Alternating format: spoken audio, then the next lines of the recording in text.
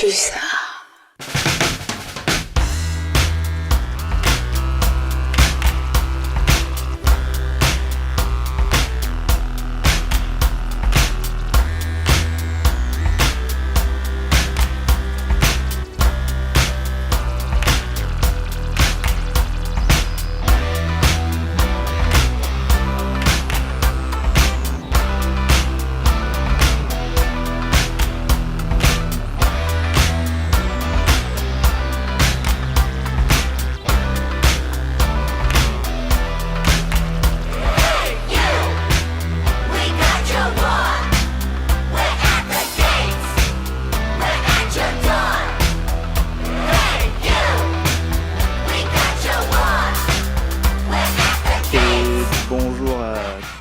Et tous, vous êtes sur Radio Pulsar 95.9. Aujourd'hui, une émission spéciale du commun ou du communisme. On enregistre en différé à l'envers du bocal.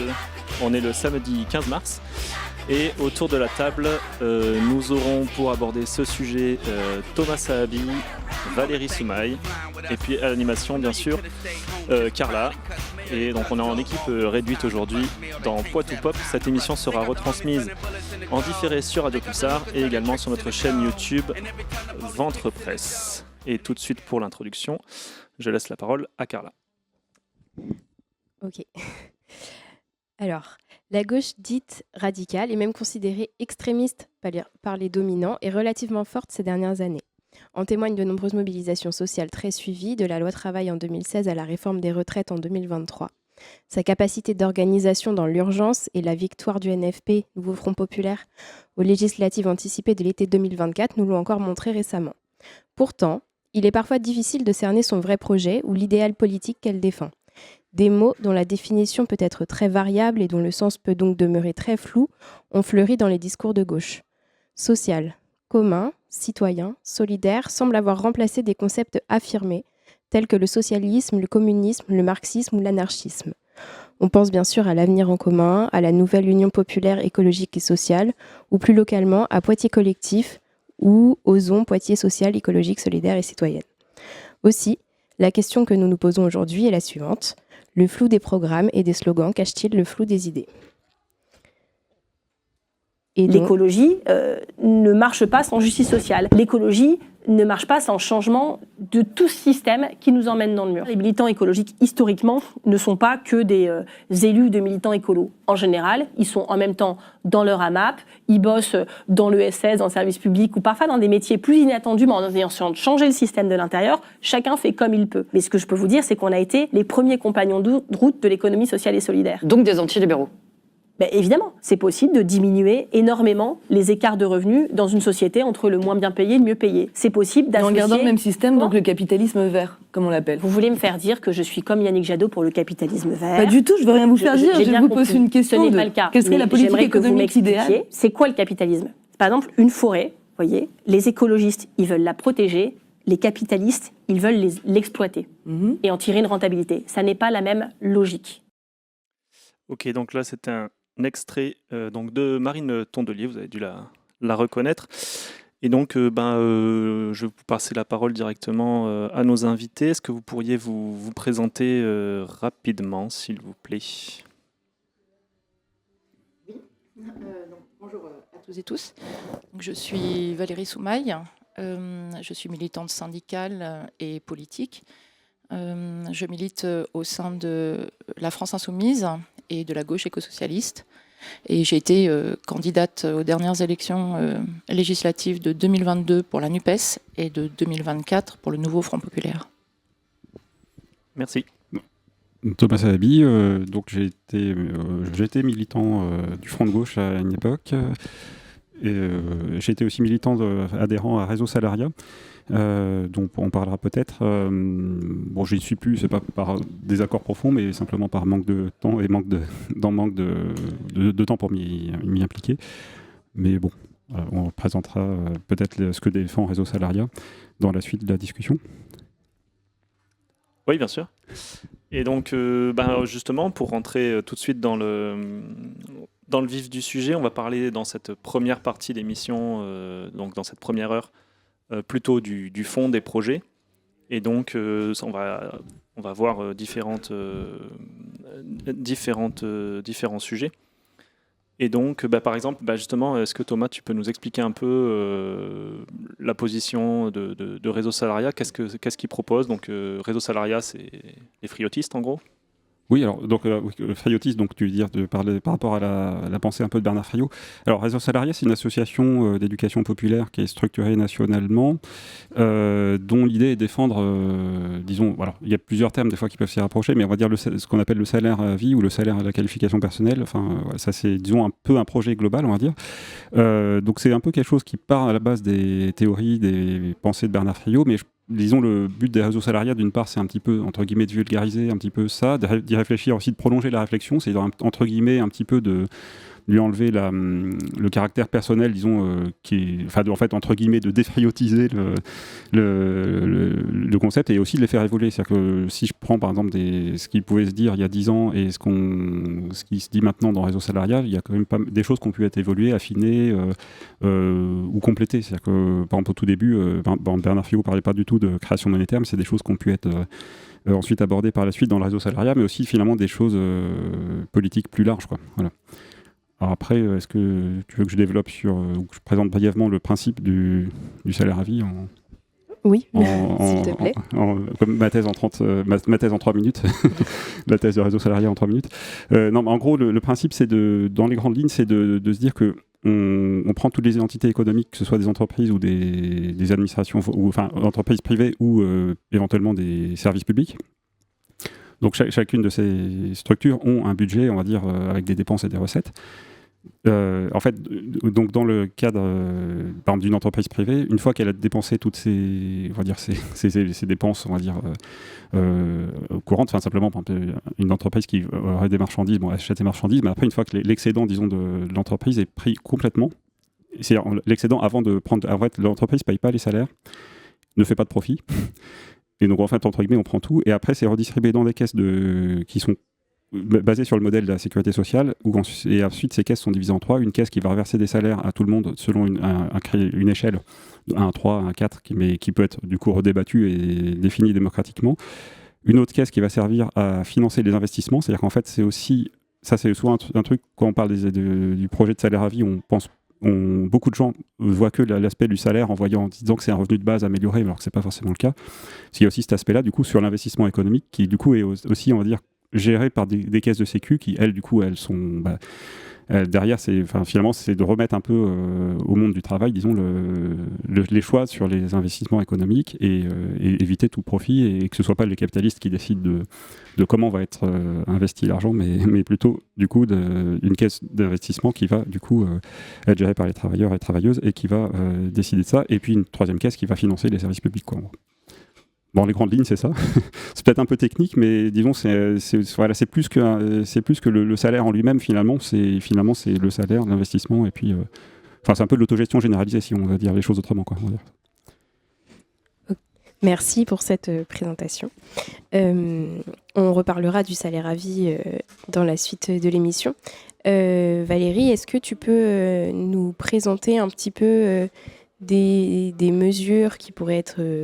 comparables sur le même plan du coup que la question des salaires et des moyens de production dans le programme de la France Insoumise pour laquelle tu milites. Alors peut-être d'abord commencer par définir ce que vise le programme de la France Insoumise. La question qui était posée au départ, ça pouvait être est-ce que finalement le programme défendu par la France Insoumise est un programme qui se revendique du communisme.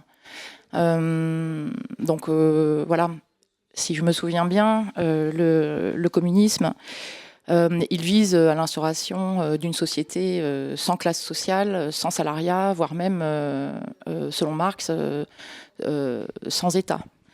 Le socialisme, lui, en principe, en tout cas, a la volonté de satisfaire les besoins sociaux et donc d'organiser une redistribution sociale plus égalitaire que celle imposée par le capital. Aujourd'hui, nous, en tout cas, et dans la version complétée présenté le 25 janvier dernier du programme de l'avenir en commun de la France Insoumise, il y a la précision d'une chose, c'est bien que l'objectif est de mettre fin au capitalisme et à ses effets dévastateurs, mais en attendant, de mettre en œuvre un programme de rupture qui permette de répondre aux urgences, l'urgence sociale, l'urgence écologique et l'urgence démocratique.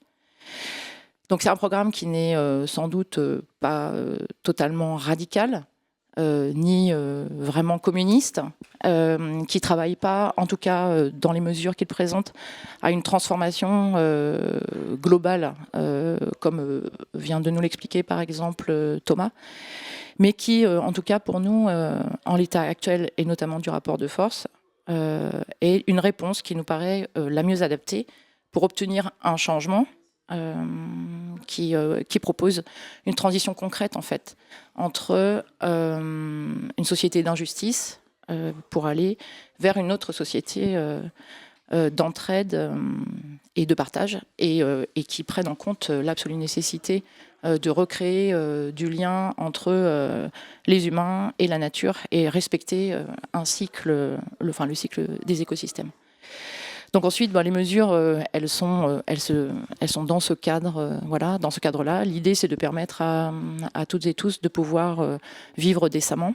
Et on y reviendra sans doute un peu plus tard dans l'émission. Mais la question du salaire, la question des allocations, la question des minima sociaux, la question de comment est-ce que finalement on redistribue les richesses créées, est-ce que on les accapare, tout ça, je pense, va être l'objet de notre discussion.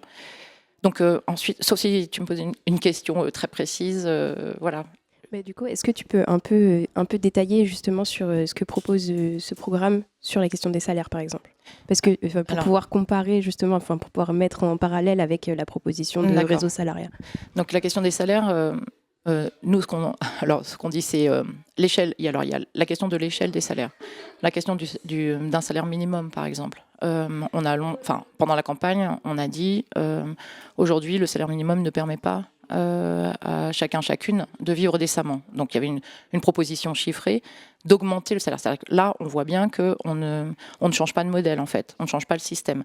Juste, ce serait déjà énorme, mais on augmente les sommes attribuées à chacun, donc avec un salaire minimum à 1600 euros. On a expliqué comment tout ça pouvait être financé. Ensuite, la question des allocations, ça a été aussi dans le cadre des échanges entre les organisations, avec les organisations syndicales, etc.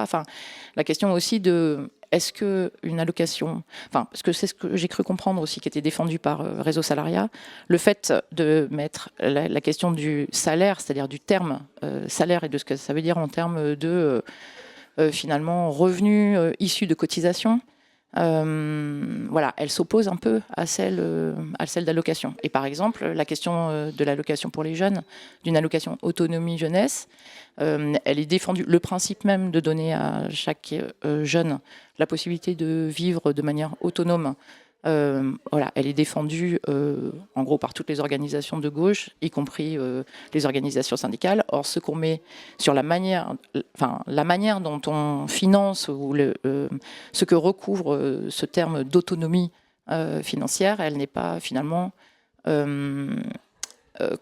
financée tout à fait de la même façon.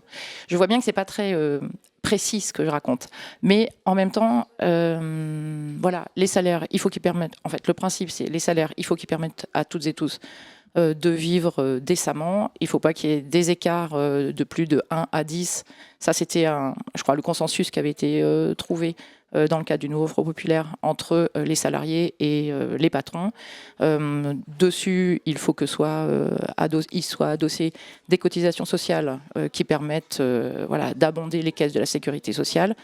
En gros. Oui, et donc moi, pour rebondir un petit peu sur ce que tu viens de dire, Valérie, Bon, moi j'ai beaucoup suivi comment s'étaient fait les programmes, etc. à la France Insoumise, pour y avoir passé pas mal de temps à militer.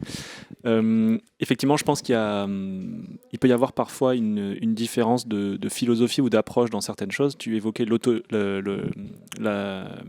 l'indemnité d'autonomie des jeunes, jeunesse, etc., l'allocation jeunesse d'autonomie. Et effectivement, à ça, on peut opposer plutôt un salaire étudiant ou un salaire jeune qui, c'est vrai que alors, vu de loin, on a l'impression que c'est la même chose. Quand on regarde, si on y pense un peu plus philosophiquement, à quoi ça se rattache, qu'est-ce que ça... Quand on parle d'un salaire, c'est différent parce qu'effectivement, ça veut dire qu'on commence à cotiser pour le chômage, la retraite, etc. On fait partie on reconnaît notre qualité de travailleur et de travailleuse, quand bien même on n'a pas forcément un employeur. Alors qu'une allocation, c'est plutôt du côté minima sociaux, ça peut plutôt être financé, alors soit par de la cotisation, mais aussi par de l'impôt. Et c'est vrai qu'à la France Insoumise, il y a beaucoup ce travail sur une imposition plus juste, là où je pense que Réseau Salariat et Bernard Friot vont être plutôt sur des positions, il faut plutôt aller prendre l'argent au moment de la cotisation, plutôt qu'au moment de l'imposition. Et ça, philosophiquement, c'est vrai que c'est des approches qui peuvent être assez différentes, même si moi j'avais vu pendant l'audition de Bernard Friot en 2017, lors de la première édition du programme, il l'avait reçu. Vous pouvez retrouver l'audition sur Internet.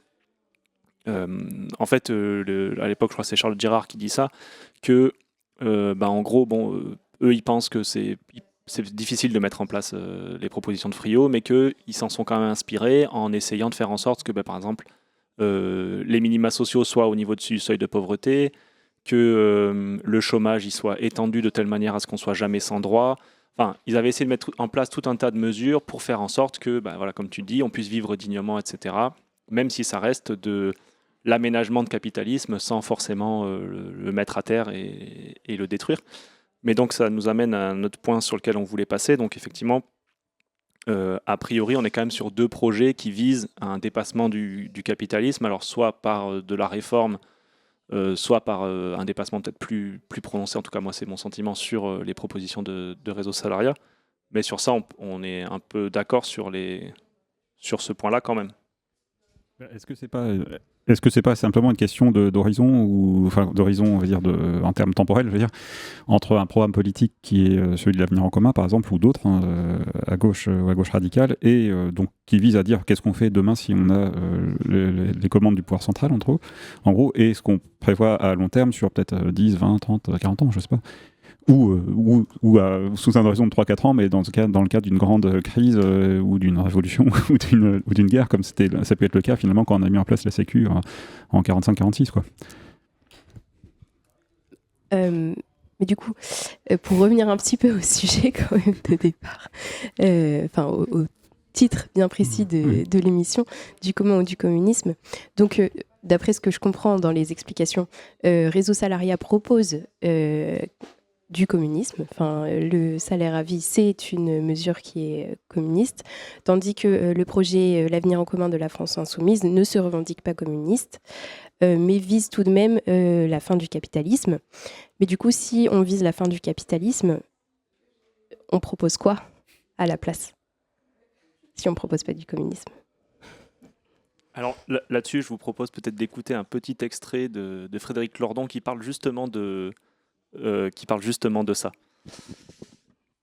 Il faut que nous sortions du registre des luttes locales, sectorielles et défensives. Il faut que nous entrions dans un registre des luttes globales et affirmatives. C'est-à-dire il faut que nous cessions de dire ce que nous ne voulons pas et il faut que nous commencions à affirmer ce que nous voulons. Encore fallait-il avoir l'idée de ce que nous voulions affirmer. Communisme est le nom de ça. Et je pense que cette idée est d'autant plus impérieusement requise par l'époque que nous vivons une phase assez typique de ce que Gramsci appelle une crise organique, qui est une phase dans laquelle se décomposent les autorités institutionnelles. c'est tout un ordre symbolique qui est en train de se décomposer également. Je veux dire, tout un ordre de formation signifiante grâce auquel on se représentait un peu comme on pouvait, le monde, son fonctionnement, etc. Alors, qu'un ordre symbolique se défasse, c'est pas du tout une mauvaise nouvelle en soi, hein, au contraire même. Il y a des ordres symboliques dont on souhaite très fort qu'ils se défassent, et que le nôtre se défasse, à cet égard, c'est plutôt bon signe. Mais pour que la décomposition d'un ordre symbolique soit une bonne nouvelle, il faut qu'elle soit suivie de la recomposition d'un autre ordre qui soit plus conforme à ce que nous voulons. Et pour l'instant, on est dans cet entre-deux. Il y a une espèce de creux terrible qui est anxiogène, comme toujours quand les formations signifiantes qui nous tenaient viennent à se défaire et que rien ne les a encore remplacées. Et la nature ayant, comme dirait l'autre, horreur du vide, il y a toujours des propositions de substitution qui viennent là pour combler le vide, pour essayer de reconstruire quelque chose. Et on sait qu'il y a une proposition de substitution actuellement qui est très dynamique, qui est tout à fait mortifère, c'est la proposition fasciste. Bon, je pense que on ne s'opposera à la proposition fasciste qu'en mettant en face un objet d'une nature et d'une portée similaire, c'est-à-dire une proposition globale, une proposition de reconstruction d'un ordre social dans sa globalité. Et communisme est le nom de cette proposition-là. Alors oui, communisme est un nom qui a été injustement dégueulassé par l'histoire, et il y a plein de secteurs de la société dans lesquels c'est un problème. Moi, je me suis longtemps posé la question d'opportunité. Faut-il relever ce mot? Faut-il en mettre un autre à la place? C'est une question purement pratique, tactique, si vous voulez. Puis à la fin des fins, j'ai choisi comme j'ai choisi maintenant, et aussi par défaut d'autre chose. Qu'est-ce que vous voulez mettre à la place? Proposez-moi un truc. Anticapitalisme? Non. Non, on n'est pas anti, on est pro quelque chose maintenant. Alors, c'est pas la peine de dire écologie, sociale, solidaire ou je sais pas quoi. Ça, c'est des mots qui font sens dans la grammaire interne du capitalisme. Donc, c'est pas des bonnes propositions pour dépasser le capitalisme. Alors, communisme. Pulsar. S'il te plaît, parle pas de petites sommes, parce que ça va me troubler. Ah bah dis donc, tes problèmes sont résolus. Il y a pas mal de zéros. Il y en aura d'autres parce que je m'attaque au capitalisme. Tu te prends pour Karl Marx? Non, parce que je suis pas un théoricien, moi j'agis. Et tu vas faire ça tout seul? J'en ai bien peur, oui. Les étoiles en plus. Et on est de retour dans cette émission spéciale du commun ou le communisme sur Radio Pulsar 95.9. Et cette émission est également retransmise sur notre chaîne YouTube Ventre Presse. Nous venons donc d'écouter un extrait de Frédéric Lordon qui donc se demande qu'est-ce qu'on peut mettre face au capitalisme quand il y a le fascisme en face. Et donc lui, il en arrive à la réflexion que la seule chose qu'on peut mettre en face, c'est le communisme, parce qu'il faut appeler donc un projet de force équivalente au fascisme. Je me tourne vers nos deux invités. Est-ce que vous avez une réaction? On peut commencer peut-être par Valérie ou Thomas. Valérie? Oui, vas-y. Oui, ma réaction, elle est... comment dire? Là, moi, j'ai l'impression qu'on est dans un débat théorique. Alors, je ne dis pas qu'il ne faut pas l'avoir. Je n'ai pas dit que le programme de la France Insoumise n'était pas communiste. J'ai dit qu'il n'était pas totalement communiste.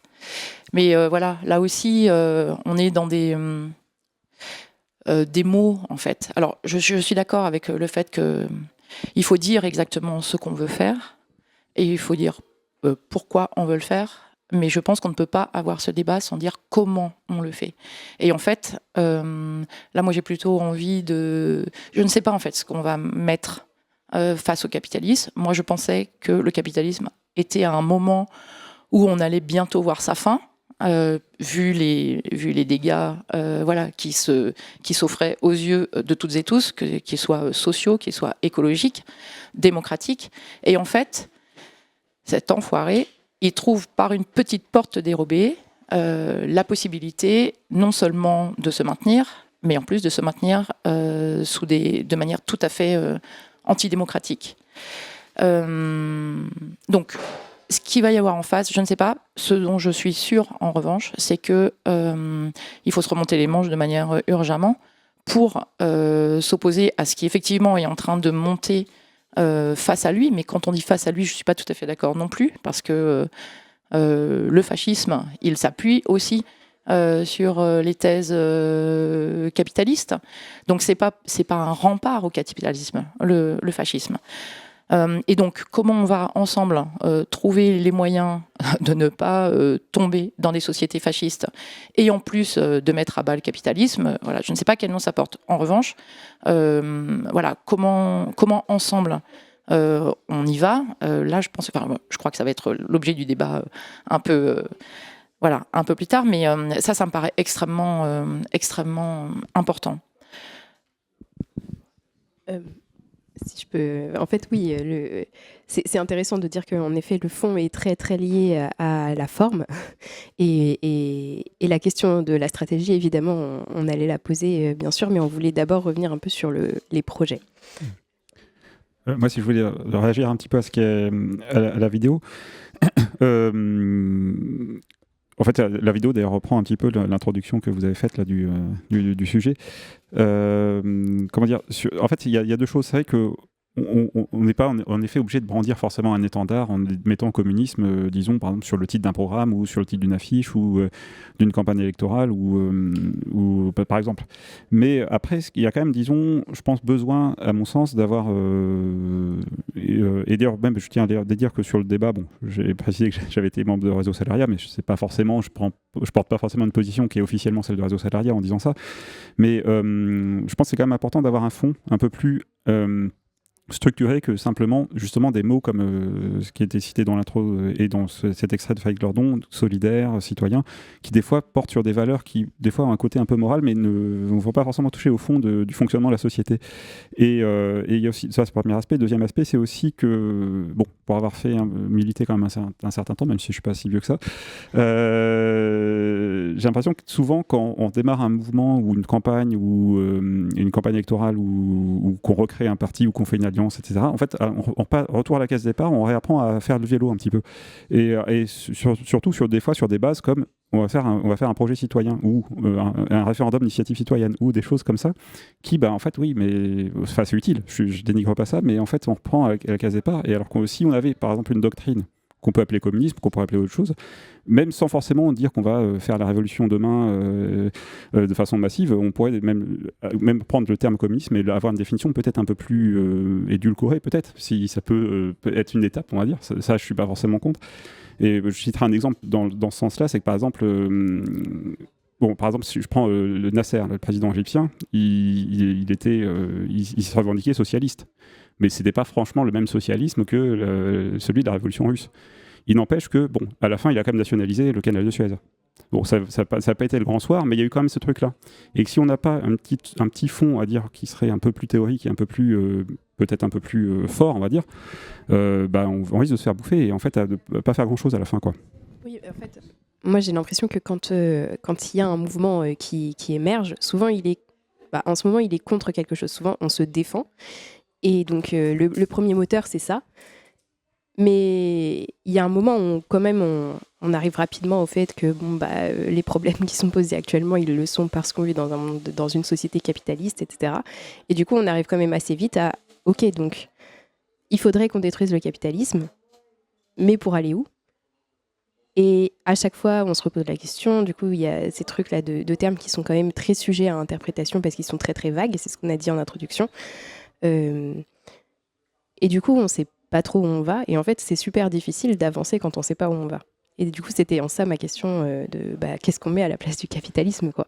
Parce qu'effectivement, il faut savoir où on va. Il faut aussi savoir comment on y va. Et donc, là, c'est la question de la stratégie.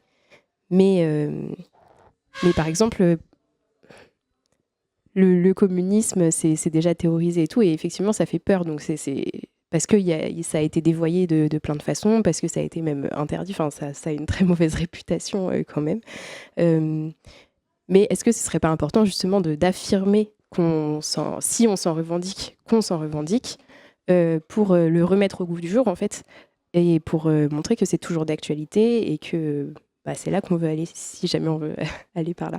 Et de ne pas justement mettre à la place des trucs un peu flous du type en commun. On voit un petit peu peut-être que ça va aller par là, mais en même temps, on n'en est pas trop sûr. Enfin, voilà. Genre, ce que je veux dire, c'est... est-ce que c'est vraiment efficace en fait d'utiliser des termes flous pour essayer d'agréger un max de monde sans faire peur et après finalement peut-être qu'on n'agrège pas forcément les bonnes personnes non plus au mouvement puisque c'était pas très clair et que ça laisse la place à beaucoup de monde, enfin voilà.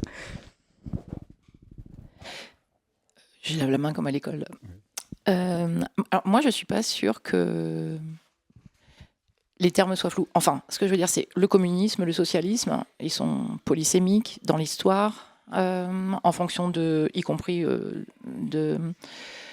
du point sur le globe dans lequel on est. Ça ne veut pas dire la même chose, ça n'a pas toujours voulu dire la même chose. Et donc, la nécessité, effectivement, quand on a le temps, enfin, voilà, dans des moments comme ici, de reposer le cadre dans lequel on s'inscrit, on inscrit notre projet, et ça, moi, je suis d'accord, ça me paraît extrêmement important. Après, sur la question qui est posée de qu'est-ce qu'on met en face, enfin, voilà, je ne sais pas répondre à cette question, moi, aujourd'hui.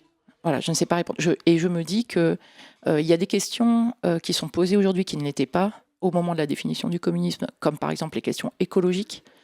Comment le communisme, tel qu'il est défini dans nos livres d'histoire, etc., le pense ou pourrait être revu avec cette urgence-là aujourd'hui d'une planète qui n'en peut plus, quoi. Est-ce que ça s'appellerait toujours communisme ? Bon, c'est des questions que je me pose aussi. Je pense en revanche que quand on s'adresse aux gens, quand on discute avec nos amis, nos familles, nos collègues, etc., c'est effectivement extrêmement important d'expliquer ce qu'on vise, mais je crois aussi en termes concrets. C'est-à-dire la vie avec nous au pouvoir, ça donnerait ça dans ta... Enfin, voilà. Est-ce que ça s'appelle du communisme ou du socialisme ? Voilà, moi je suis prête à accepter en fait un peu, ce qui va bien sur le moment, pour peu qu'on soit d'accord sur le projet. Et le projet, c'est celui, pour nous en tout cas, d'une redistribution des richesses claire, qui fasse que on soit plus, avec des gens qui s'en mettent plein les fouilles et d'autres qui crèvent dans la rue, quoi. Si je peux donc on va aussi compléter la question, répondre à la question.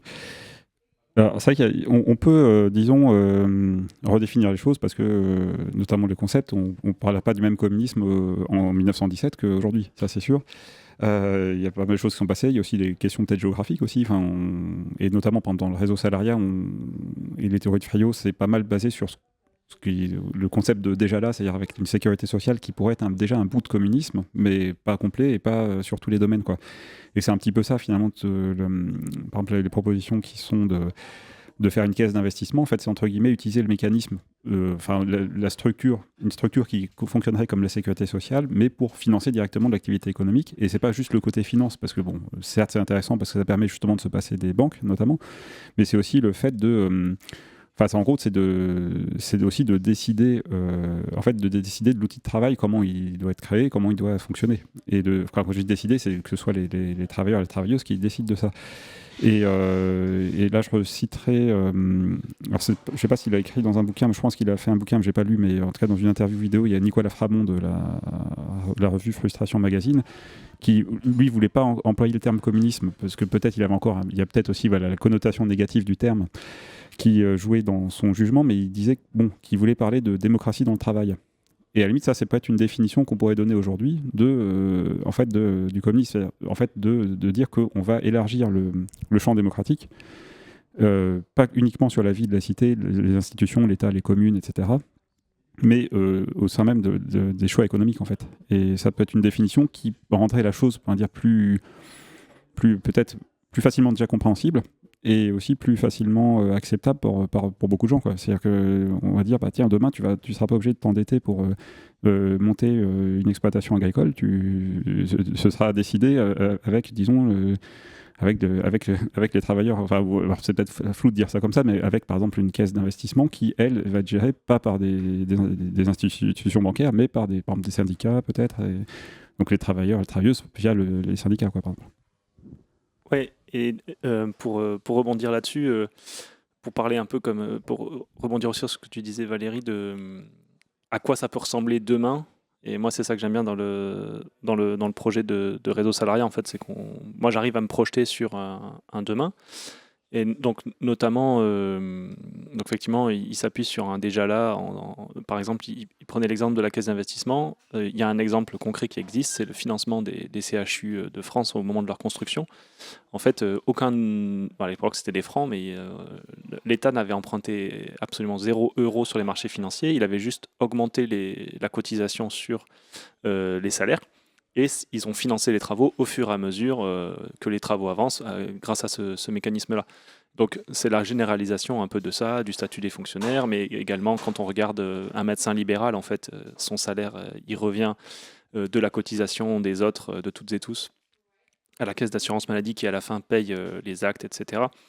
Donc c'est ce genre de généralisation-là, et je pense que quand on peut se projeter dans une vie tel que pourrait le prôner Réseau Salariat, c'est qu'on devient travailleur libre, puisqu'on n'a plus d'employeur, on choisit nous-mêmes où est-ce qu'on veut aller travailler, notre salaire, il est inconditionnel, quoi qu'on fasse, on est payé.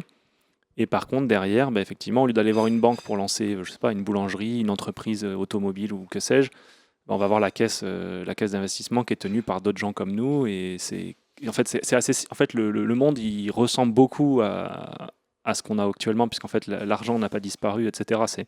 Ça d'ailleurs, ça peut être une critique que peuvent adresser certains communistes au projet de Friot, hein, et ça sera l'objet d'un autre débat un autre jour. On l'espère, on vous prépare un joli plateau, mais du coup, comme il reste tout ça, en fait, ça fait qu'on a une société dans laquelle moi j'ai l'impression que c'est pas trop dur de se projeter. Mais effectivement, pour donner aussi un point à la FI, parce que j'y milite aussi de temps en temps, on voit quand on lit l'avenir en commun, c'est vrai que moi, je trouve que ça serait malhonnête quand même de dire que quand on a fini la lecture du programme, c'est difficile de ne pas se dire oui, ce monde-là est quand même plus juste, il est quand même bien plus enviable que le monde actuel, quoi. Ça, c'est clair et net. Enfin, moi, je vous invite à aller lire le programme de l'avenir en commun. C'est difficile de se dire que c'est... Alors, sur plein de points, on pourrait dire « Ah, mais là, on pourrait aller plus loin ». Ça, on peut toujours le faire. Mais il n'empêche que ça reste une société qui serait plus juste, plus écolo, etc. Enfin, il y a clairement pas de doute. Et pour finir mon long monologue, par exemple, je pense qu'il y a aussi peut-être un truc... pour évaluer, je pense, un programme politique, ce qu'on peut regarder, je pense, c'est le aller vers. En fait, est-ce que les propositions, elles vont dans la bonne direction ou pas?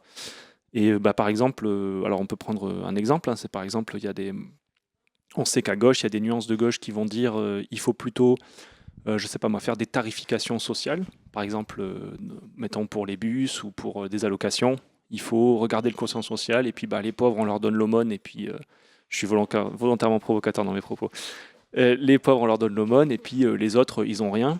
Ou alors, c'est l'universalité des droits. Par exemple, on est étudiant, on a un salaire étudiant, quelles que soient les ressources de nos parents. Le bus, c'est tarif unique pour tout le monde, etc.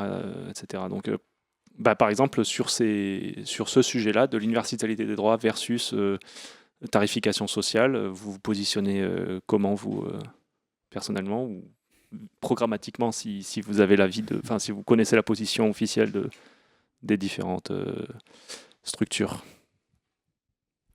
Je commence.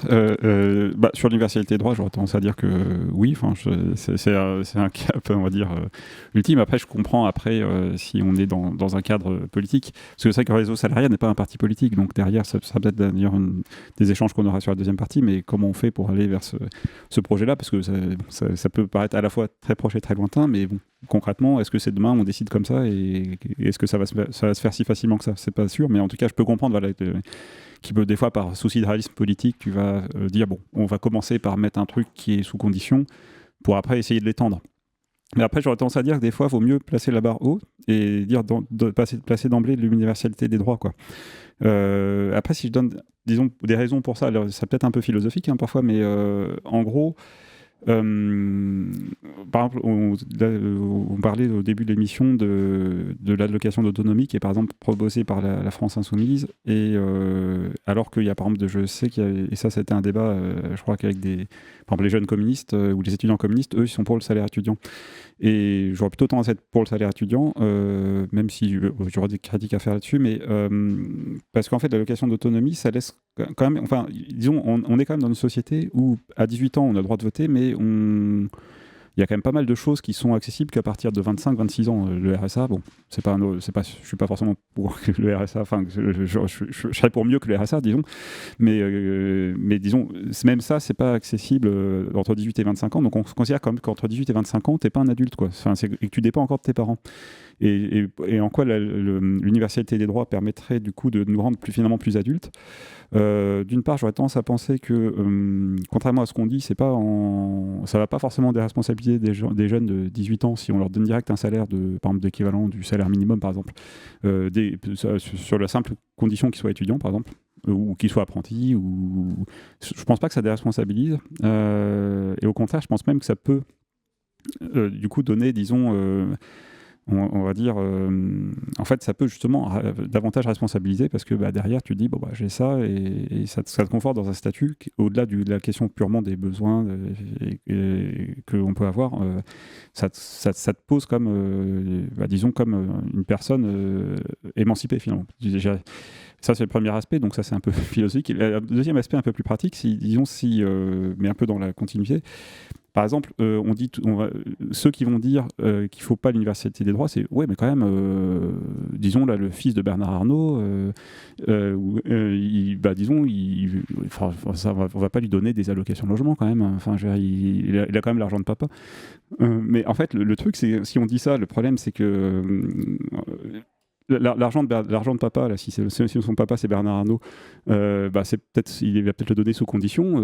Et si demain, je suis le fils ou la fille de Bernard Arnault, je dis, écoute papa, j'adhère à la France Insoumise et je vais monter une coopérative autogérée, un bar qui s'appelle l'Envers du Bocal. Je suis pas sûr que Bernard Arnault il va continuer de donner de l'argent. Donc donner, parce que c'est souvent le truc qu'on dit, oui, on va pas donner au fils de Bernard Arnault, ça peut être parce que derrière il peut peut-être s'émanciper de ses parents, quoi, en gros, et faire autre chose, quoi. Voilà. Finalement, pour émanciper les fils et les filles de bourgeois, il faut leur donner de l'argent pour qu'ils puissent se barrer de chez leurs parents, quoi. Ouais, c'est ça. Non mais des fois, voilà, ce que je veux dire, c'est que ça permet de poser, par exemple, là sur cet exemple-là, de poser les gens en adultes. Et puis de l'autre côté aussi, qui est la violence sociale, de dire d'aller aussi pour les gens qui eux sont vraiment auraient besoin d'aide sociale, le fait de prouver sa pauvreté aussi, quelque chose d'assez violent, et on écarte cette question avec l'universalité des droits, quoi, en gros. Oui. Alors moi je suis d'accord avec tout ce que vient de dire Thomas.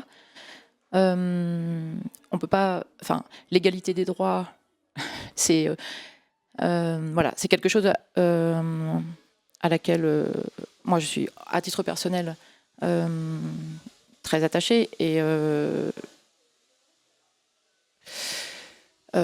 je dis ça parce en tant qu'enseignant. Alors je vais faire un petit comment on appelle ça, un petit détour. Un petit détour. Donc je suis enseignante, et par exemple je suis vent debout quand j'entends partout autour de moi parler d'égalité des chances. Voilà. Donc la question du droit et l'égalité des droits, ça revient à l'universalité de celles et ceux-ci. Donc je suis pour que même les enfants des bourgeois aient droit à une allocation ou un salaire autonomie jeunesse. Je suis pour que les familles bourgeoises touchent les allocations familiales. Par exemple, à un moment donné, ça a été débattu. Ça aussi, mais sur le même principe de l'universalité des droits. Mais je suis aussi pour que les transports gratuits soient gratuits pour toutes et tous. Et le fait, ça a été à un moment donné un argument qui a justifié le fait de la non-gratuité, c'était de dire, mais quand même, celles et ceux qui ont les moyens de le payer, il n'y a quand même pas de raison qu'il soit gratuit. Alors, je redis ici que celles et ceux qui ont les moyens, en général, ils ne prennent pas le bus. Voilà. Donc, et que ça ne peut pas être cet argument qui empêche ce droit à se déplacer gratuitement. Mais on aimerait quand même que les riches prennent le bus comme tout le monde. Et donc, en le mettant gratuit pour tout le monde, ça les encouragerait quand même un petit peu. D'autant qu'actuellement, c'est financé par les impôts, en fait, en très grande partie. Et donc, on peut rééquilibrer comme ça, puisqu'ils sont riches. S'ils n'ont plus besoin de prendre la voiture, déjà ils dépensent moins d'argent, ils peuvent en payer plus en impôts pour avoir des super services de bus. Mais sur la question là du salaire étudiant, etc., de verser de l'argent quand même aux enfants de bourgeois, en fait là on pense qu'en termes de classe, alors qu'il y a quand même d'autres oppressions qui ont lieu dans la société, et notamment des enfants de bourgeois qui sont LGBT. Souvent leurs parents ils leur donnent pas d'argent. Enfin, dans de nombreux cas, je dis pas dans tous les cas, mais dans de nombreux cas, en fait, ils se retrouvent comme si leurs parents n'étaient pas bourgeois, comme s'ils n'avaient même plus de parents dans certaines situations. Et donc, c'est aussi important de penser à ces situations-là, en fait, quand on réfléchit à la répartition des richesses. Et toujours sur le même sujet, en fait, moi, je trouve ça extrêmement difficile de... je trouve souvent il y a un peu un truc de vengeance en fait, comme on se fait massacrer, on se fait un peu écraser tout le temps par les bourgeois. Quand nous on aura le pouvoir, on leur donnera plus rien. Mais en fait, il y a un moment, si on demande l'égalité, on peut pas la demander que pour certaines personnes. Enfin, ce n'est pas possible. C'est une question de justice. Et puis moi j'ai l'impression que quand on réclame du mieux, il faut que ce soit pour tout le monde, parce que sinon, en fait, on n'est pas mieux nous-mêmes. Le principe. Peut-être rappeler ici qu'il y a un principe qui est... Parce que toutes ces mesures-là, il faut les financer. Et effectivement, alors tu en as parlé, Abel, je crois, tout à l'heure. Le fait d'avoir l'égalité des droits ne veut pas dire l'égalité de participation au financement de ces droits. Et effectivement, celles et ceux qui ont de l'argent doivent cotiser plus et participer plus au fait qu'elles et d'autres aient les mêmes droits d'accès à aux services publics ou au transport gratuit, à la cantine gratuite, etc. Mais si je pouvais rajouter un petit truc. Ouais, j'avais une question à te poser justement sur le fait d'avoir plus ou quoi. Est-ce que tu peux préciser peut-être le salaire à vie? Est-ce que ce serait des salaires différents selon les personnes? Oui, ou pas? Excuse-moi, je t'ai peut-être interrompu sur... Non, t'as fini. Non, vas-y. D'accord. Oui, alors alors, c'est vrai que c'est peut-être là la différence peut-être entre l'avenir en commun et un truc comme ce que défend Réseau Salariat, c'est que, on va pas faire payer plus les riches, on va faire en sorte qu'ils le soient plus, en fait, d'une certaine manière. Et où il y avait une formulation que je crois que Friot avait dit dans une émission chez Schneiderman, où il est sorti, on va libérer les bourgeois de leur patrimoine, en gros. Bon, c'est peut-être un peu provoquant, mais en fait, c'est vrai que c'est important de... Je vais juste dire un petit truc aussi sur la question d'avant, c'est qu'en fait, on passerait d'une société où on est au bon vouloir, soit de trucs comme la famille, par exemple, ou de services sociaux, quoi, à un truc qui serait plus universel. Et voilà. Alors pour revenir sur l'histoire des salaires, mais là aussi ça fait débat, et je dirais que là-dessus je ne vais pas forcément dire par exemple, je veux dire ce que propose Réseau Salariat, mais ça ne veut pas dire que je suis forcément d'accord par exemple sur ce point-là précisément. Mais en gros, il y a une échelle de salaire de 1 à 3. Et qui est définie sur en fait après au début, tu démarres à 1, forcément, et qui est un peu calqué sur le modèle de la fonction publique, où après, tu peux monter en grade, entre guillemets, et tout au long de ta vie, y compris jusqu'à la mort, et ensuite, du coup, gagner plus. C'est comme ça que ça se fait. Alors ça, c'est discutable, parce que c'est un peu... Il y a un côté enfin en fait qui décide, et souvent ça consacre un petit peu, je dirais, c'est un petit peu la critique que je ferais, ça consacrerait un petit peu des notions un peu corporatistes, puisque tu serais jugé par tes pairs. En gros, si t'es professeur, c'est un collège d'autres professeurs qui décideront si tu passes du grade 1, c'est-à-dire du salaire 1 minimum, au salaire deux fois le salaire minimum, par exemple. Donc, alors, je me permets de te couper, Thomas. Il n'y a pas que ça. Il y a aussi, il explique que ça peut être une manière de ventiler sur s'il y a des gens qui veulent pas aller, par exemple, faire éboueur, c'est l'exemple qui est souvent pris. Et ben à ce moment-là, éboueur, le salaire, tu l'augmentes un peu sur l'échelle des salaires, et les gens vont aller faire éboueur. Il y a aussi ce petit côté-là, mais pardon, je t'ai coupé violemment. Non, mais oui, voilà, mais ça, c'est des choses, je dirais qu'à la limite, ça, c'est la proposition de Réseau Salariat, elle peut évoluer, et enfin, comment dire, c'est simplement, déjà, on pose comme principe démocratique, on va décider démocratiquement qui est mieux payé que quoi, ou est-ce que aussi on pourrait décider démocratiquement, maintenant tout le monde au même salaire aussi, ça peut être aussi ça peut être un choix aussi qui pourrait être fait, quoi. Mais c'est vrai qu'en fait on pose comme principe que, disons, il y a pas de enfin en fait on maintient pas, disons, la possibilité d'accumuler, quoi, finalement, enfin d'accumuler de façon profitable, c'est-à-dire on permet pas on va dire la propriété, on va dire, lucrative, donc derrière d'avoir un patrimoine qui te rapporte d'argent. On n'interdit pas aux gens d'avoir une maison. D'ailleurs, je voulais citer une citation de Bernie Sanders, qui est pas, là je le fais de tête, alors peut-être les mots c'est pas exact, mais en gros il disait: tout ce qui nous effrayait du communisme, perdre son épargne, sa maison, travailler pour un salaire de misère, a été réalisé par le capitalisme, en gros. Donc nous en fait, je dirais que ce que porte Réseau Salariat, c'est d'éviter ça, quoi, en gros.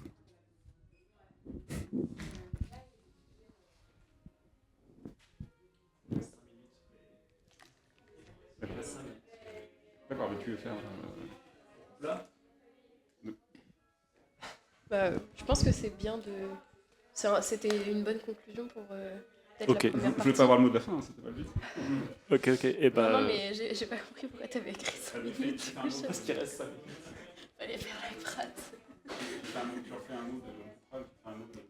Ouais, je ferai un mot de fin. Il fait froid, non? Oui, il fait super froid. Ouais. J'arrête pas de coller. Ok, je vais faire un mot de fin. Merci Thomas. Donc ainsi s'achève cette première partie de l'émission spéciale du commun ou du communisme, donc sur Radio Pulsar, avec Valérie Soumaï, Thomas Sahabi et Carla à l'animation. Donc il y aura une deuxième partie que vous pourrez retrouver soit en écoutant Radio Pulsar Poitou Pop de 19h à 20h le jeudi soir des semaines paires, ou alors sur notre chaîne YouTube Ventre Presse. Et donc on se retrouvera du coup dans 2 semaines sur Radio Pulsar ou sur YouTube pour la suite du débat. On va plutôt parler de stratégie, vu que là on a surtout abordé le fond des projets. Merci à toutes et tous.